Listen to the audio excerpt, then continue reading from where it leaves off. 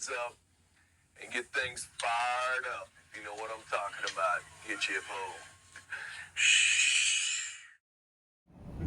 How's it going, y'all? This is Kevin. I met Kevin about a little over a year ago on Facebook Marketplace. I was selling some Marvel Legends, and he reached out to me. I think the first time he reached out to me, he was wanting to trade some comics for the figures, and I said I really could because I really need cash, but I'm in a position now for the figures I have to trade for some comics. He agreed to do an interview because he's been in the comic business for 50 years. He had a comic book shop. Back up in Massachusetts, back in the late 80s, early 90s, when the whole thing went crazy. Yeah. When they were printing like 2 million copies of Avengers or X-Men #1. I was right back in that heyday, so believe. That's cool, man. Yeah, I mean, I went through that whole thing. Superman #75, The Death of Superman, Nightfall, all those series. I went through all that stuff as a collector. So, my best advice. That was around the time I was like the target audience for that. Right. It was just like my adolescent years. I think I was like 13, 16. Yeah, but see, what happened with that was everybody assumed they were all going to become millionaires. So everybody like started buying like 100 copies of Superman #1 or whatever. You know what I mean? And all they did was saturate the market with millions and millions of books. Now you find them in a dollar stack all over the place. So my advice to anybody, if you're a collector, collect what you like. Don't collect because you're trying to make money, because that's not being a collector, that's being a dealer or a reseller. Yeah. So collect for what you love and collect for the passion of collecting it. It's not about making money, it's about finding stuff that you like that makes you happy. You know what I'm saying? Yeah. That's what they've all been saying. Right. It's just like Collect what you like. because when Higgy first approached me and everything, I was nervous, man, because their garages are packed with Oh, you don't have to sell it too. the good stuff, man. And I was like, dude, I have nothing like it, man. It's like they're compliments. It's about what you love, man, what you like. That's the way to collect properly. See now, like if I don't have anything like what I used to. Unfortunately for me, divorce sucks. I had a massive collection of comic books and went back into the 50s. Like literally, like if you look at my old collection, you see like 300, 400, 500 issue runs of all the major titles. And I used to go out to MegaCon and up to Tampa and down to Miami and SuperCon. And I would literally go to the shows. This was back in the day when they didn't charge for their autographs. I would literally have a dolly with like 6 long boxes full of comic books, all alphabetized and ready to go. I'd be ready months in advance. And I would literally come out of like MegaCon with like 1,000 autographs a day. All free. I mean, literally, like my old collection, people, at least half of them, that's long gone. It got sold off to the predator. So, yeah, it sucks. That's one thing I also worry about. Watch out for predators in this hobby. They will take advantage of you. If they think you are not knowledgeable, they will take advantage of you and try and rip your stuff off. So, a little bit of knowledge is always the best way to go. You know, do a little bit of research. Understand, like, the somewhat value of your collection. Not that monetarily, but just like if you're going to start trading stuff or get an idea of its value. You know what I'm saying? Because otherwise someone's going to try and take advantage of it. Right? All right. Well, did you lose your shop in the divorce? Or? No, I lost my shop. We went out of business. This was back like in the early to mid 90s. Oh, okay. Me and a business partner, we had 2 comic book stores up in Boston. One was in PV, one was in Marblehead. But the problem was, never go into business with your friends. Because we had definitely different business philosophies. My idea was like, you know, there's a brand, like, perfect example. When John Byrne started his run on Superman back in the 80s, it's like, oh man, that's going to be a winner. I'm like, okay, well, we've got 10 customers that want copies. So we'll get 20, and then we'll have extras. And if we need to get more, we'll pay more and then charge a little bit more. my partner was like, fuck that, let's just buy 100 of them. And then but then we're gonna be sitting on all that stock forever. And eventually that's what wound up happening. He kept overbuying all kinds of worthless crap. We wound up sitting on stock. So we wound up eventually having to close the stores. And this was back before the internet. So we literally used to put ads in CGC and sell mail over. That's how we want to move the majority of the rest of our stock. So lessons learned. Don't go into business with friends. What was the name of your shops? The Library of Congress. Both of them were. Yeah. All right, man.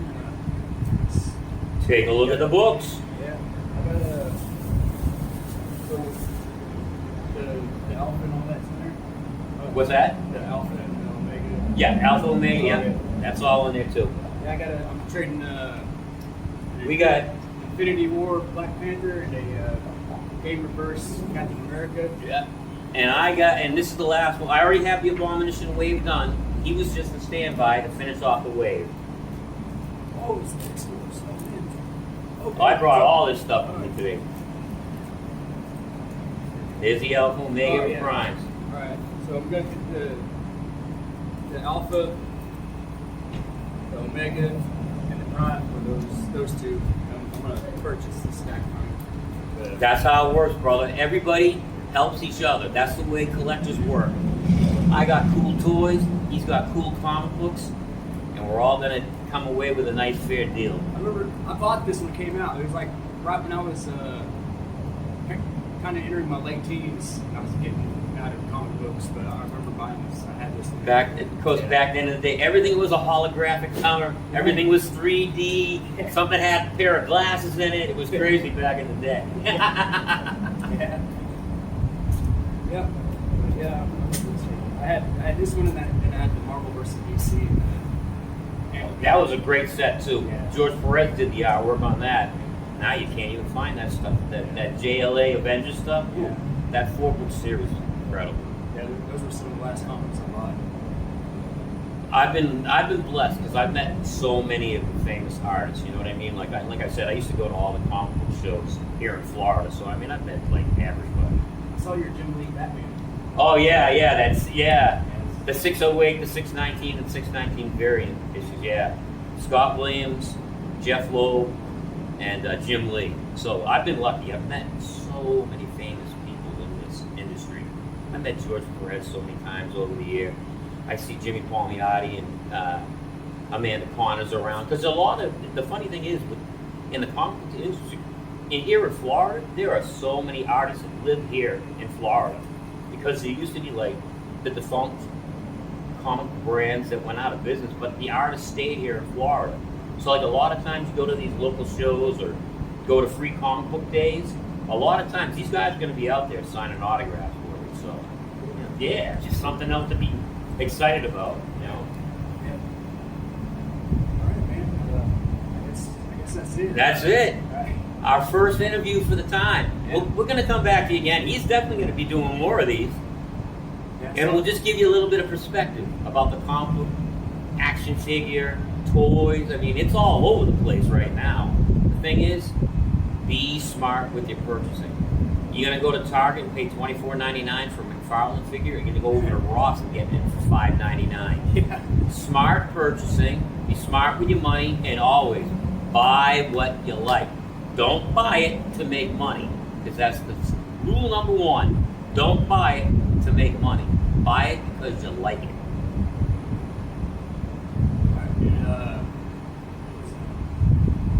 If any of y'all want to reach out to Kevin, if you can reach out on the comments or whatever, and maybe You can reach out to me too. maybe I'm on Facebook. You guys can reach me at courtkev12@gmail.com, or you can reach me through him. He'll link it up with me if you guys want to get in touch with me. I got tons of comic books I'm looking to move, just because I can't collect comic books the way I want to. You know what I mean? I just can't afford it anymore because of my limited income. So for me, back in the day when I was collecting comic books, I would be reading 40 different titles every month. You know what I'm saying? So I was constantly spending all my money on comics. I can't do that now with $4 or $5, $8 a pop. So I have to be selective and just read the things I like. So keep that in mind, guys. Yep. All right. Thank you, Kevin. My pleasure, guys. We'll see you again soon. Don't worry about it. All right. Let's take a look at Kevin's books here. First up, we got the X-Men Alpha. I traded the Black Panther Infinity War, Marvel Legends, and the what was it? The Game Reverse Captain America Marvel Legends for the X-Men Alpha, Omega, and the Prime. It's got some pretty cool covers, man. But yeah, here's the X-Men Alpha. February of 1995. We got pencils by Roger Cruz, Steve Epting, cover by Joe Madria, and script by Mark Waid and Scott Lobdell. Oh yeah, that's cool, man. It's got a wraparound cover. Check that out, man. That's crazy. All right. Throw that there. And what's this? This is the X-Men Omega. Got the same kind of cover. This came out in June of 1995. Pencils by Roger Cruz. Cover by John Romita Jr. and Klaus Janson. And script by Mark Waid and Scott Lobdell.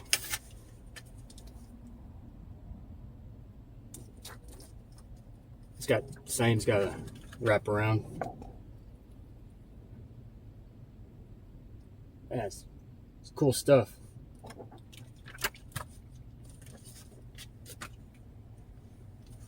All right, and this one is the X-Men Prime.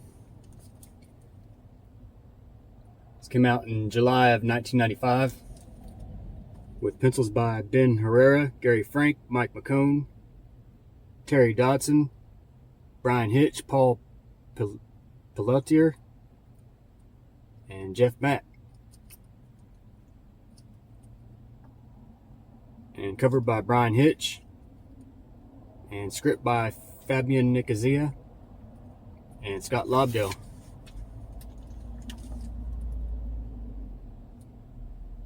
This has the same kind of cover, but it's kind of translucent. It's got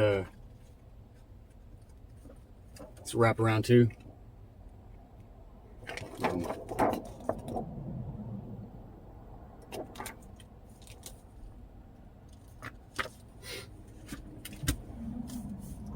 And this one is The Evolution of the Marvel Universe Begins Here. X-Men Onslaught. This came out in this is Onslaught number 1, August of 1996. The artist is Adam Kubert, and Adam Kubert's on the cover also. And the script is by Mark Waid and Scott Lobdell.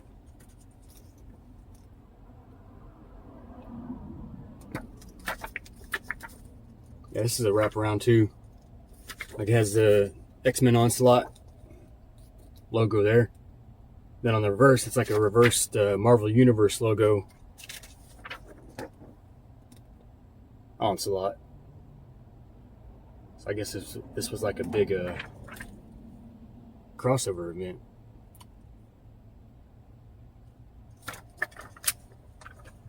A lot of Age of Apocalypse stuff.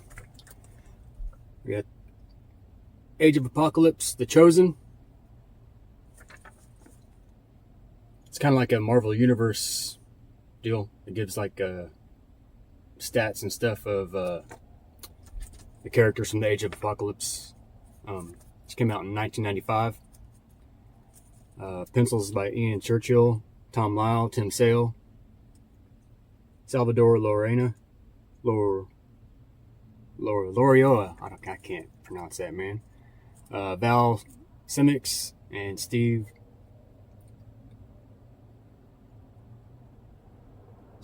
Man, I can't read that either.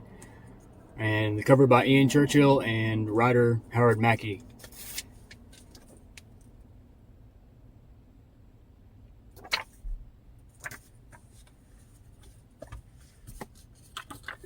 And we got X-Men Chronicles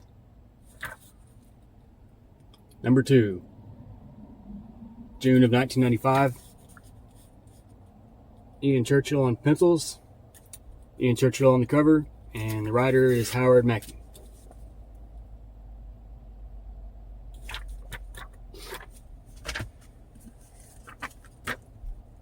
Alright, Astonishing X-Men number 2, April of 1995. We got pencils by Joe Madrea, cover by Joe Madrea, and script by Scott Lobdell. Part of the Age of Apocalypse. Yeah, more Age of Apocalypse stuff. We got the Astonishing X-Men number 4, June of 1995. Got pencils by Joe Madrea, cover by Joe Madrea, and script by Scott Lobdell.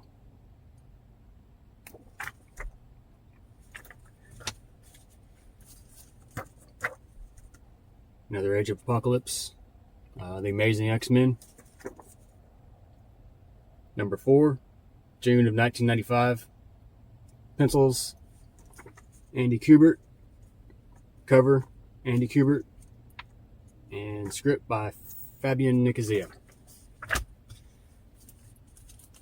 Alright, here we go. We got some X-Force number 1. Got one in the poly bag. It's been ripped open at the top. Still got the card in it. Got the Deadpool card. Exciting first issue. Or first issue collector's item. It's always first issue's collector item. It's crazy, man. Alright, and there's just the single issue. Alright, there's X-Force number 1, August 1991.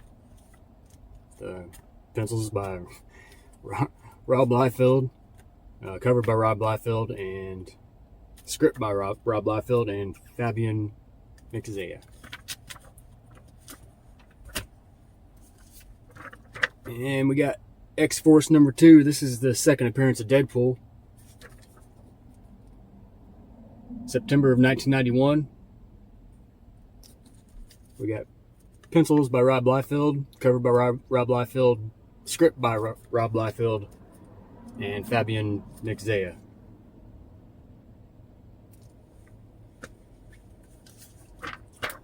We got X-Force number 7, Casualty of War. And Cannonball is looking pretty rough there, man. Alright, we got February of 1992. Pencils by Rob Liefeld.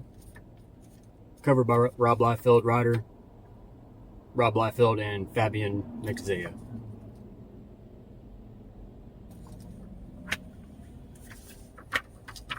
And X-Force number 8. March of 1992. Pencils by Mike Mignola and Rob Liefeld. This might have been Rob's last one, man, when he split off the Image. Cover by Rob Liefeld and script by Rob Liefeld and Fabian Nicozia.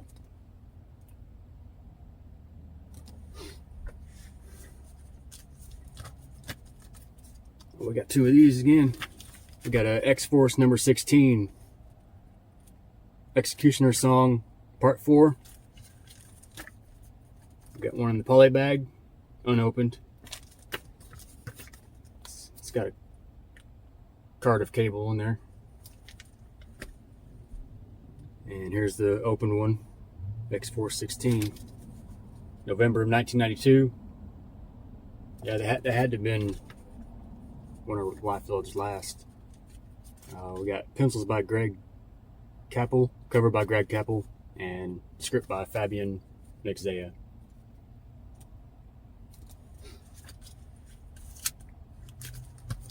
And we got X-Force number 18 in the poly bag unopened.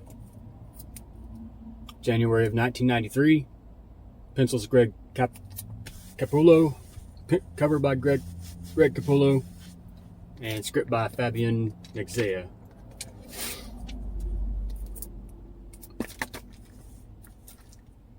And it's got a card of Strife. This is X-Force number 25, Fatal Attractions. It's part of that run. It had all the X books that had the hologram on the cover. But yeah, August of 1993. Pencils by Greg Capullo, cover by Greg Capullo, and script by Fabian Nixzea.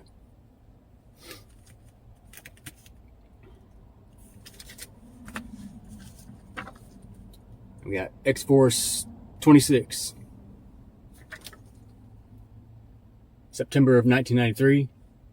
Got pencils by Matt Broom, cover by Greg Capullo, and script by Fabian Nixzea.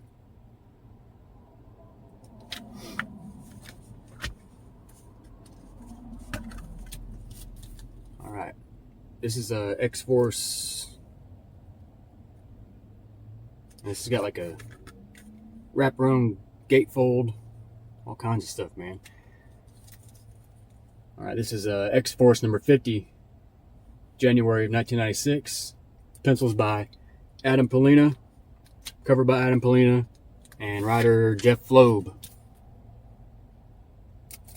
Check this gatefold, wraparound gatefold thing out, man.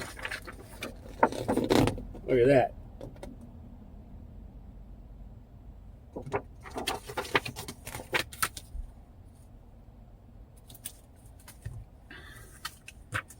And we got a later X-Force here. February of 1996. This is X-Force number 51. Pencils by Luciano Lima, cover by Adam Polina, and script by Jeff Loeb. And another one.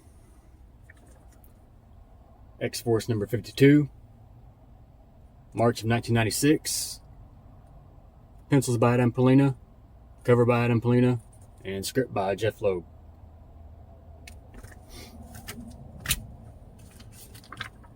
And I got a flashback X-Force -1. July of 1997. Pencils by Adam Polina, cover by Adam Polina, and script by John Francis Moore. All right, that's it for Kevin's books. So thank you, Kevin. Thank you for the interview. Thank you for the trade and the books. I'll have your information in the description. So if y'all want to reach out to Kevin, he said he's got a lot of books he wants moved. So let's try to get his books moved, man, so he can get some more Marvel Legends or action figures. I think he collects the McFarlane too. So thank y'all for watching. I'll see you on the next one.